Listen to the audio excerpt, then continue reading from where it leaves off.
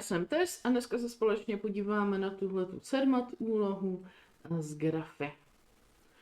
Tak, máme tady kolik jedinců vrhlíka lesního zaznamenala Beáta. Jo, když si to stopnete a přečtete si to, tak tam prostě Jonáš a Beáta pozorovali druhy ptáků a mají vlastně ten počet zaznamenaný v té tabulce.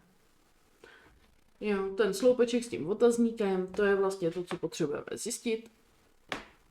Takže úplně jakoby to nejjednodušší by se zdálo, že podle toho, do jaký výšky to vlastně leze, ten sloupeček, tak tam vlastně bude počet těch daných ptáků. No, jenže oni mě to tady neočíslovali, jestli tady jako jednička, dvojka, nebo jestli tady jako je desítka. Jo, takže s tím já počítat nemůžu, protože to nevím. Na 100%. Jo, nemůžu si tam domýšlet věci, které oni mě vlastně jako neřekli.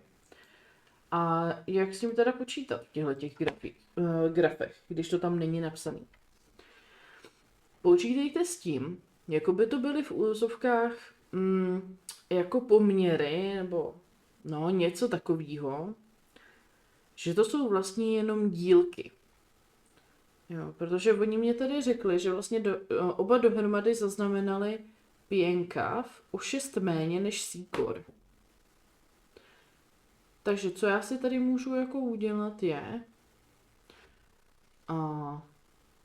že tady mám vlastně jako 3 dílky, tady jsou 2, tady jsou 2 dílky, tady jsou takhle 4 a 4, tady je 1 dílek, tady jsou 2 dílky a tady jsou 3 dílky. No, a máme, že oba dohromady zaznamenali teda pěnkav o 6 méně než síkor. Takže já se vlastně na to kouknu. Takže my tady máme, že síkor, já to napíšu tady dolů, síkory, tak je jich dohromady 8 dílků. Jo, 4 Jonáš, 4 Beáta. Tak, a pak tam máme ty pěnkavy.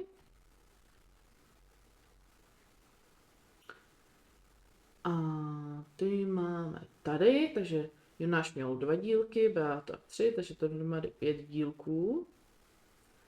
A vlastně to znamená, že se to liší jako o 3 dílky. Což je těch 6. Jo. Takže my tam máme, že o 6 méně pěnkav než těch síkor, takže o 3 dílky míň je vlastně jako 6 těch ptáků. No a 1 dílek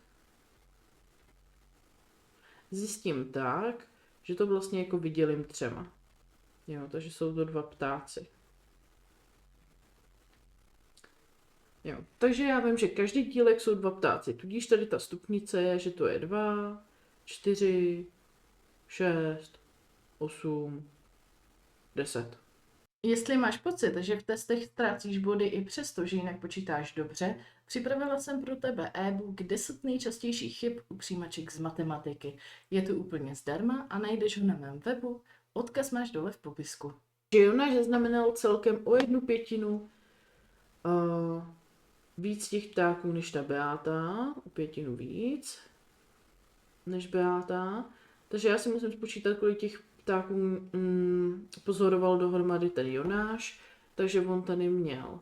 Takže tady jich je 6, tady byly 4, tady jich bylo 8, tady jenom 2 a tady byly zase 4. Jonáš má dohromady 24. A teď spočítáme tu Beátu, takže ta tady měla 4, tohle nevíme.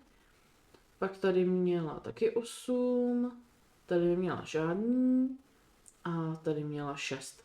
Takže má 18 plus něco. A já potřebuji zjistit to, že má o tu 1/5 míň.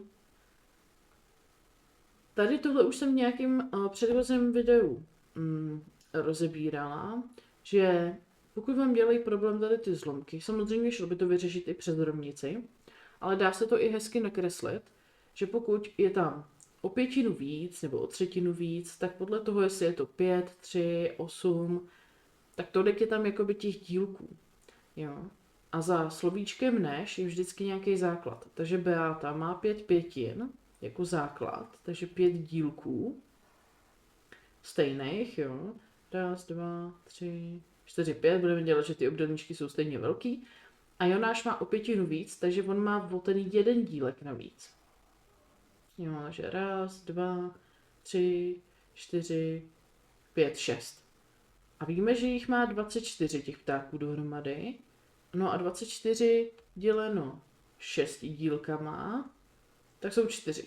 Tudíž každý dílek i té Beáty jsou 4. Takže tím pádem ona má dohromady těch ptáků 20. My jsme spočítali, že v tabulce jich je jenom 18 a to znamená, že do 20 jsou to 2 jedinci. Jestli máte nějaký dotaz, pište dolů do komentářů. Ještě připomínám, že můžete naskočit do kurzu příprav k přijímačkám, odkaz dole v popisku, najdete tam příklady, pracovní listy, testy na nečisto, nebo prostě všechno, co potřebujete k přijímačkám. Já se budu těšit příště.